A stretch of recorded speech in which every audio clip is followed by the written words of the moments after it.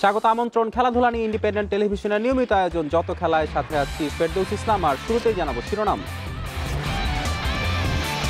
Christchurch টেস্টের আগে বাংলাদেশের হাতে আছে একদিন, প্রস্তুতি চলবে স্ট্রেংথ আর কন্ডিশনিং ক্যাম্পে, আস্থা রাখতে হবে পেসারদের ওপর।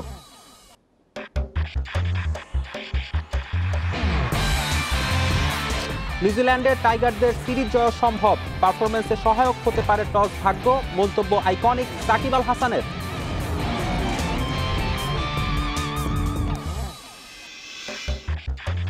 জাতীয় দলে ফেরার প্রস্তুতি চলছে ইমরুল কায়েসের, সুযোগ পেলে প্রমাণ দেবেন আস্থার, আপাতত ঘরোয়া ক্রিকেটে মনোযোগ।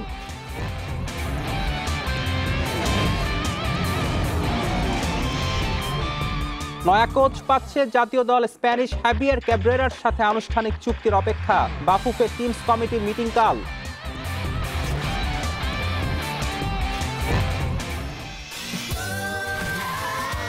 Saudi Extreme. Enjoy smooth speed.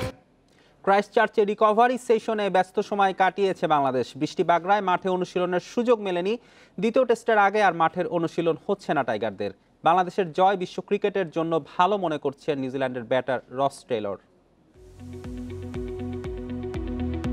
মঙ্গনই টেস্টে ইতিহাস গড়ে রিকভারি সেশনে চনমনে বাংলাদেশ।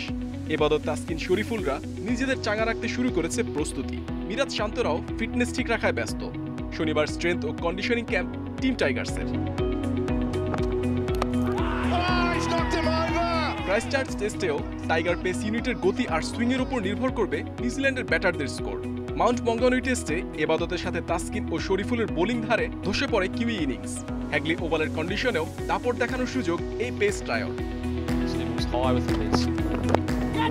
ঘরের মাঠে নিউজিল্যান্ডের 17 টেস্ট অপরাজেয় থাকার রেকর্ড ভেঙেছে এবাদত তাসকিনদের নৈপুণ্যে।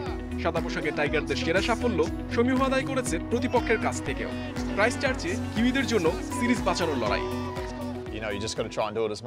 নিরপেক্ষ দৃষ্টিকোণ থেকে বাংলাদেশের প্রথম টেস্ট জয় বিশ্ব ক্রিকেটের জন্য ভালো। শুধু এই সফর নয়, পরবর্তীতে সব সফরে এটা বাংলাদেশের ক্রিকেটারদের অনুপ্রাণিত করবে। ক্রাইস্টচার্চে আমাদের লক্ষ্য থাকবে স্বরূপে ফেরার। হ্যাগলি ওভালে টাইগারদের অপেক্ষায় সবুজ ও বাউন্সি উইকেট। পেসাররা সুবিধা পেলেও সাদমান শান্ত মুমিনুলদের জন্য চ্যালেঞ্জটা থাকবে বেশি। Mohammad Nazim, independent news. নিউজিল্যান্ডের মাটিতে ঐতিহাসিক টেস্ট জয়ের পর সিরিজ জয় সম্ভব, ক্রিকেটারদের সেরা ফর্মের সাথে চাই ভাগ্যের সহায়তা। ক্রাইস্টচার্চের উইকেটে আগে ব্যাট করলে চ্যালেঞ্জের মুখে পড়বে টাইগাররা, বলছেন আইকনিক ক্রিকেটার সাকিব আল হাসান। সিনিয়রদের ছাড়াও ভালো পারফরমেন্স করতে পারে দল, প্রমাণ হয়েছে সেটাও। বিসিএল এর ওয়ানডে টুর্নামেন্ট ও বিপিএল দিয়ে সেরা ফর্মে ফিরতে চান টাইগার ক্রিকেটের পোস্টার বয়। ছুটি শেষ, মাঠে নামতে হবে, তৈরি হতে হবে জাতীয় দলের জন্য। যুক্তরাষ্ট্র থেকে ফিরে এসে হাতে সময় পেয়েছেন 2 দিন। অবসর কাজে লাগিয়েছেন, অংশ নিয়েছেন প্রমোশনাল অনুষ্ঠানে, যেখানে সুপারস্টার সাকিবকে নিয়েছিল সমর্থকদের মাতামাতি। ডিসেম্বরের শুরুতে সবশেষ মাঠে নেমেছেন পাকিস্তানের বিপক্ষে। মাঝে বিসিএল বিপিএল রয়েছে, সেখানেই ছন্দে ফিরতে চান। ফেব্রুয়ারিতে আফগানিস্তান আসবে টাইগার ডেরায়। সাকিবের দৃষ্টি সেই সিরিজে। আমি চাই যে আমার বেস্ট পসিবল ফিটনেস এবং পারফরমেন্সটা নিয়ে আমি যেন ইন্টারন্যাশনাল ক্রিকেটটা শুরু করতে পারি। সো সেটার জন্য এটা ভালো একটা বিল্ড আপ বলে আমি মনে করি।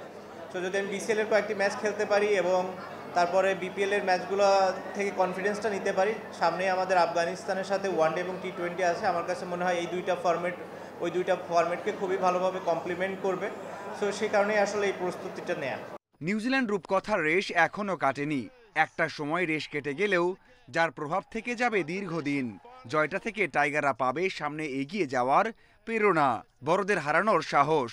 সাকিবের কাছে আরও একটা কারণে বিশেষ এই জয়টা। যে একটা টেস্ট ম্যাচ জয় দিয়ে আসলে সব কিছু চেঞ্জ হয়ে যায় না, বাট এই একটা টেস্ট ম্যাচ অনেক কিছু চেঞ্জ হওয়ার একটা সম্ভাবনা তৈরি করে। সো আমার কাছে মনে হয় সেই সম্ভাবনাটা তৈরি হলো, এবং এই বিশ্বাসটা যদি আমরা রাখতে পারি, স্পেশালি বিসিবি যদি সেই বিশ্বাসটা রাখতে পারে, ভবিষ্যতে আমার কাছে মনে হয় এই টেস্ট চ্যাম্পিয়নশিপে আমরা আরও অনেক ভালো রেজাল্ট করে দেখাতে পারবো। মিডিয়া অন্তত যেটা মনে করে সবসময় যে আমরা 4-5 জন ছাড়া প্লেয়ার নাই, সো সেটা একটা ভুল প্রমাণ হলো আমার ধারণা।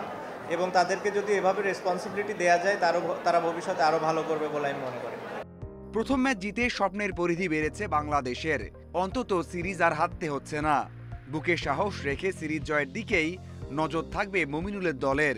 এমন ম্যাচে সাকিবের ভাবনাই টস, কারণ ক্রাইস্টচার্চের উইকেট দ্বিতীয় ও তৃতীয় দিন হয়ে উঠবে ব্যাটিং স্বর্গ। Mazharul Islam, independent news. শুধু পারফর্ম করলেই হবে না, জাতীয় দলে ফিরতে ভাগ্যকেও পাশে চান ইমরুল কায়েস। ক্যারিয়ারের অনেকটা সময় দুর্ভাগ্যের শিকার হলেও এসব নিয়ে ভাবতে চান না অভিজ্ঞ ওপেনার। জাতীয় দলে ফেরাটা চ্যালেঞ্জিং, তারপরও আরেকবার প্রমাণের চ্যালেঞ্জ নিচ্ছেন ইমরুল। এবছর জাতীয় দলে ফেরার লক্ষ্যে ঘরোয়া ক্রিকেটে দিতে চান সেরাটা। ইমরুল কায়েস বাংলাদেশের ক্রিকেটে দুর্ভাগা এক ক্রিকেটার। পারফর্ম করেও যিনি অজানা কারণে জাতীয় দল থেকে বাদ পড়েন, নির্বাচকদের গুডবুক থেকে জায়গা হারান। গত কিছুদিন ধরে ইমরুলের নাম উচ্চারিত হচ্ছে জোরে সোরে। কারণটা সাম্প্রতিক সময়ে ওপেনারদের ব্যর্থতা। আমি আসলে আপনাকে জাতীয় দলে দেখতে চাই, ওয়ানডেতে দেখতে চাই। সেখানে বিসিবির সভাপতি বলেছেন যে আসলে আপনাকে পারফর্ম করে দলে ফিরতে হবে। তো সেই কথা অনুযায়ী আপনি আসলে নিজে কি প্ল্যান করছেন আপনি জাতীয় দলে ফেরার জন্য? দেখুন, জাতীয় দলে ফিরতে গেলে তো অবভিয়াসলি পারফর্ম করা লাগবে। পারফর্ম ছাড়া তো আসলে কেউ আর জাতীয় দলে মানে কামব্যাক করতে পারবে না। আমার ক্ষেত্রেও সেম জিনিস, আমিও চেষ্টা করতেছি আবার ডোমেস্টিক দিয়ে ভালো খেলা। প্রত্যেকটা প্লেয়ারে যে সব টুর্নামেন্টই ভালো খেলবে তা না, বাট আমি সবসময় আমার প্রসেসটা ঠিক রাখার চেষ্টা করতেছি। প্রত্যাবর্তনে ইমরুলও নিচ্ছেন চ্যালেঞ্জ। 2022 সালে ঠাসা সূচিতে দেশে বাইরে টানা সিরিজ, বিসিএল এর ওয়ানডে ফরম্যাট ও বিপিএলে পারফর্ম করলে ভাগ্য খুলতে পারে অভিজ্ঞ ওপেনারের। প্রত্যেকটা টুর্নামেন্টই প্রত্যেকটা প্লেয়ারের জন্য সবাই চায় পারফর্ম করার জন্য। কেউ মাঠে চায় না যে আমি গিয়ে খারাপ খেলি। সো আমিও সেই চেষ্টাটাই করে যাচ্ছি এবং করে যাব। বাকিটা পুরোটাই ডিপেন্ড করে আমার লাক বলেন বা ক্রিকেটের লাক তো অবশ্যই লাগে, লাকের উপরে। পারফর্ম করেও জাতীয় দলে ঢুকতে পারছেন না, আপনার কাছে কি মনে হয় ওভারঅল আসলে আপনার ক্যারিয়ারের এই পর্যায়ে এসে বা ওভারঅল যদি চিন্তা করা হয় একটু ইনজাস্টিস হয়ে গেছে? ভাই, যেটা হয়ে গেছে সেটা নিয়ে আমি আসলে আর কথা বলতে চাচ্ছি না, কারণ আমি আপনাকে ফার্স্টে বলছি নতুন বছর নতুন করে সব কিছু শুরু করতে চাচ্ছি। কি হয়েছে না হয়েছে এগুলা পিছনে চলে গেছে, এগুলা নিয়ে আসলে এখন আর চিন্তা করে লাভ নেই। এক যুগেরও বেশি সময় জাতীয় দলকে সার্ভিস দিয়েছেন, কিন্তু এখনও প্রমাণের চ্যালেঞ্জ নিতে হয় ইমরুলকে। টাইগার ওপেনার দমতে চান না, কঠিন চ্যালেঞ্জে জয়ের মঞ্চে নিজেকে দেখতে চান আবারও। Saiful Majumdar, independent news. প্রত্যাশা আকাশচুম্বী না করে ক্রিকেটারদের চাপ মুক্ত হয়ে খেলতে দেওয়ার পরামর্শ মাশরাফির। এক টেস্ট জয়ে অতীতের ভুলগুলো ভুলে গেলে চলবে না বলছেন টাইগার সেরা অধিনায়ক। রাজধানীর এক অনুষ্ঠানে অংশ নিয়ে মাশরাফি বাংলাদেশের দ্বিতীয় টেস্ট নিয়ে এমন কথা বলেন। কারো কোনো হোপ ছিল না, এখন সবার হোপ তৈরি হচ্ছে। দিস ইজ আননেসেসারি আমার কাছে মনে হচ্ছে। বাংলাদেশ জিতেছে বলে সবাই এখন বিভিন্ন কথা শুরু করেছে। তারা এনজয় করেছে বলে প্রথম টেস্ট ম্যাচে ভালো খেলেছে এবং জিতেছে। আমরা কেউ কিন্তু এক্সপেক্ট করিনি। সো অ্যাচিভমেন্ট শুধুই তাদের। এখন অনেকে অ্যাচিভমেন্ট নিতে চাইলে হবে না। আইসিসির কমনওয়েলথ গেমস 2022-এর বাছাই পর্বের জন্য 15 সদস্যের নারী দল ঘোষণা বিসিবির। টি-20-তে প্রথমবার অধিনায়কত্বের দায়িত্বে নিগার সুলতানা জ্যোতি, স্ট্যান্ড বাই জাহানারা আলম। শনিবার সন্ধ্যায় কুয়ালালামপুরের উদ্দেশ্যে রওনা করবে বাংলাদেশ নারী দল। দলের বাকি সদস্যরা হলেন রোমানা, সালমা, ফারজানা, শামিমা, ফাহিমা, ঋতুমণি, মুর্শিদা, নাহিদা, শারমিন, লতা মণ্ডল, সোহানা, ফারিহা, সানজিদা ও সুরাইয়া। তরুণ প্রতিভা যাচাইয়ের মঞ্চ হিসেবে দেখা হচ্ছে কমনওয়েলথ গেমসের বাছাই পর্বকে, যে কারণে 15 জনের স্কোয়াডে নতুন নেতৃত্ব আসছে। জুলাই আগস্টে ইংল্যান্ডের বার্মিংহামে হবে কমনওয়েলথ গেমসের 22তম আসর। বাছাই পর্বে বাংলাদেশের প্রতিপক্ষ কেনিয়া, মালয়েশিয়া, স্কটল্যান্ড ও শ্রীলঙ্কা। ইংলিশদের টপ অর্ডার ব্যর্থতায় সিডনি টেস্টের তৃতীয় দিনও শাসন করল অস্ট্রেলিয়া। দিন শেষে ইংল্যান্ডের সংগ্রহ 7 উইকেটে 258 রান। ব্যারিস্টো অপরাজিত আছেন 103 রানে। সিডনি টেস্টের তৃতীয় দিন শুরু থেকেই দাপট দেখায় অস্ট্রেলিয়ান বোলাররা। 13 রানে দিন শুরু করা ইংল্যান্ড 36 রানে হারায় 4 উইকেট। তবে স্টোকস, ব্যারিস্টোর আগ্রাসী ব্যাটিংয়ে ঘুরে দাঁড়ায় সফরকারীরা। ক্যামেরন গ্রিনের বল স্ট্যাম্প ছুঁয়ে গেলে 4 রানের মাথায় জীবন পান স্টোকস। পরে 91 বলে 66 রানের ইনিংস খেলে আউট হন তিনি। স্টোকসের পর দ্রুত প্যাভিলিয়নে ফেরেন জস বাটলার। পরবর্তীতে মার্ক উডকে সাথে নিয়ে লড়াই চালিয়ে যান ব্যারিস্টো। চলতি অ্যাশেজে ইংল্যান্ডের হয়ে প্রথম সেঞ্চুরি তুলে নেন এই ব্যাটার।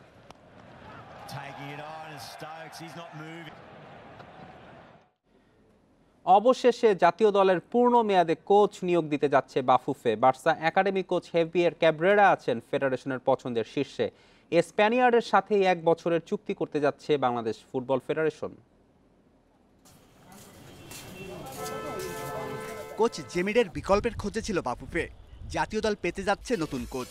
বার্সা একাডেমির সাবেক কোচ হ্যাভিয়ার ক্যাব্রেরাকে দায়িত্ব দিতে যাচ্ছে ফেডারেশন। বাকি শুধু আনুষ্ঠানিকতা। বিশ্বকাপ বাছাইয়ের পর ফিফা ফ্রেন্ডলি ম্যাচ।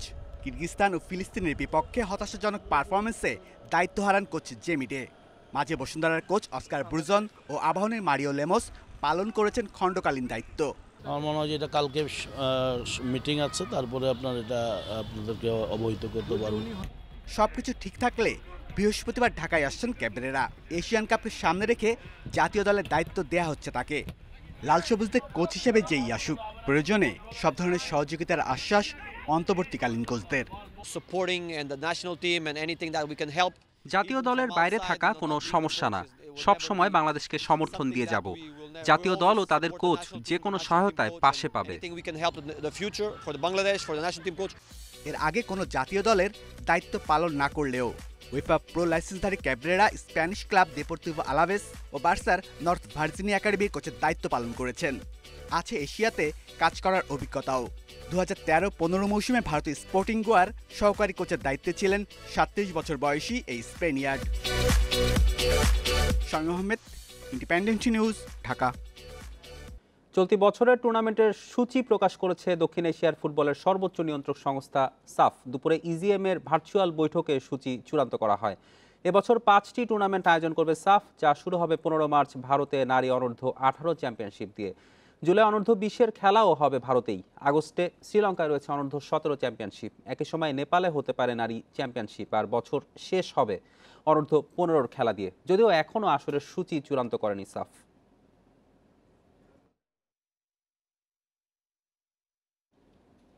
দু 2020-21 মৌসুমের বর্ষসেরা কোচের তালিকা তৈরি করেছে ফিফা। তালিকার শীর্ষ 3-এ রয়েছেন গার্দিওলা, টুখেল ও মানচিনি। 17 জানুয়ারি ঘোষণা করা হবে বিজয়ীর নাম। গত মৌসুমে ইউরোপিয়ান ফুটবলে বিশেষ অবদান রাখায় মানচিনি, গার্দিওলা বা টুখেল যে কারো হাতে উঠতে পারে সেরা কোচের মুকুট। ইপিএলের গত মৌসুমে ম্যান সিটিকে শিরোপা এনে দেন পেপ গার্দিওলা, দলকে তোলেন ইউসিএল ফাইনালে। অন্যদিকে প্রথমবার দায়িত্ব নিয়েই চেলসিকে চ্যাম্পিয়ন্স লিগ জেতান থমাস টুখেল। অন্যদিকে 2018 বিশ্বকাপে কোয়ালিফাই করতে না পারা ইতালিকে ইউরো জয়ের স্বাদ এনে দেন মানচিনি। আর্জেন্টিনার 36 ম্যাচ অপরাজেয় থাকার রেকর্ডও তার অধীনে।